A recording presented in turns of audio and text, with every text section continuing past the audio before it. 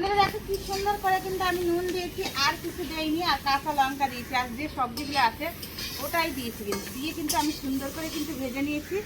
আজকে কিন্তু আমি পুর ডাঁটা দিইনি, কেননা বলে কি যে ঘাটিতে শুধু পুর ডাঁটা দিলে হয় না, মিষ্টি কুমড়োর ডোগা যদি কচি কচি দেওয়া যায় তাও কিন্তু খেতে টেস্ট হয়। তো আমি সেইভাবেই দেখো সব সবজিগুলো কিন্তু ভেজে নিয়েছি।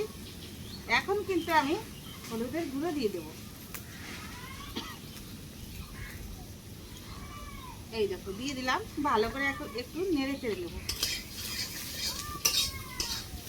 যেহেতু সবজিটা ভাজা হয়ে গেছে সেহেতু কিন্তু আর আমি বেশি ভাজবো না। হলুদের গুঁড়ো দিয়ে দিয়েছি অটোমেটিক, কিন্তু এখন আমি জল দিয়ে দেবো।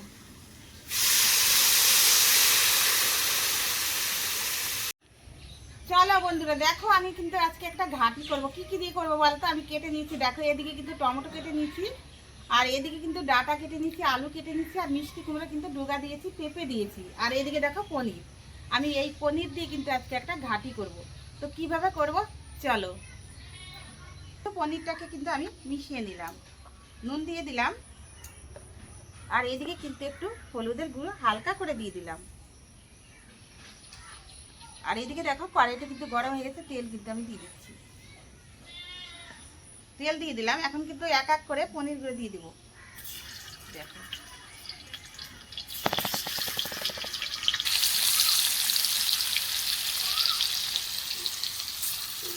দেখো বন্ধুরা পনিরটা কিন্তু উল্টিয়ে দিচ্ছি আমি। দেখো যখন বাড়িতে এনে কিনা কাটি কিনা এখন তুলে নিচ্ছি।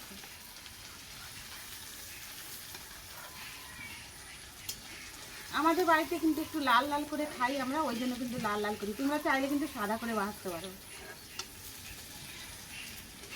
বন্ধুরা আমার দেখো রান্না করা, দেখো বয়ামগুলো কত সুন্দর। দেখো এবার দেখো রান্না করতে করতে হয়তো একটা জিনিস ভুলেই গেলা, তো একটা বাচ্চা থাকলে ওকে বললা যে বাবা জিরা বা কিছু একটা নিয়ে আয়, তো ওই যায় কিন্তু খুঁজে পাবে না। আর এরকম যদি থাকে কিনা তোমরা কিন্তু ওই বাচ্চাটা কিন্তু নিয়ে আসতে পারবে। তো দেখো আমি কিন্তু ফোড়ন দিয়ে দেবো। বয়ামগুলো কেমন লাগছে তোমরা অবশ্যই কিন্তু আমাকে বলবা। এই দেখো আমি কিন্তু তেজপাতা দিয়ে দিলাম, আর একটা কিন্তু দারচিনি দিয়ে দিলাম, আর কয়েকটা কিন্তু জিরে দিয়ে দিলাম। দেখো আর এই দেখো কেটে রেখেছি সবজিগুলো আমি কিন্তু এখন দিয়ে দেবো।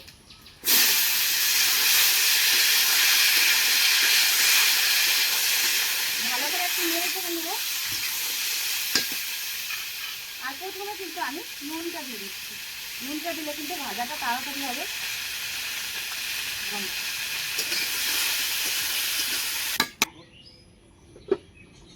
সুন্দর কিন্তু প্রায় কিন্তু হয়ে গেছে, আরও হবে কিন্তু। আর আমি যে ভেজে রেখেছিলাম পনিরটা দেখো, কাঁচা লঙ্কা কিন্তু দিয়েছি। কাঁচা লঙ্কা তোমাদের দেখাতে পারিনি, কিন্তু সবজির মধ্যে মিশিয়ে গেছিলো। তো যাই হোক আমি দিয়ে দিয়েছি। তো এদিকে দেখো ভেজে রেখেছিলাম পনিরগুলো আমি কিন্তু দিয়ে দিচ্ছি। ভালো করে কিন্তু একটু নেড়ে চেড়ে দেবো।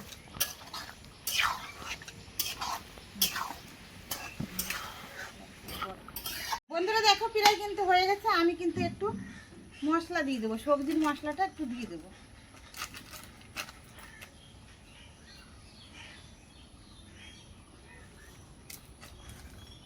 আজকে ঘাটি করলাম একদম কিন্তু সামান্য মশলা দিয়ে, আর পনির দিয়ে কিন্তু একদম।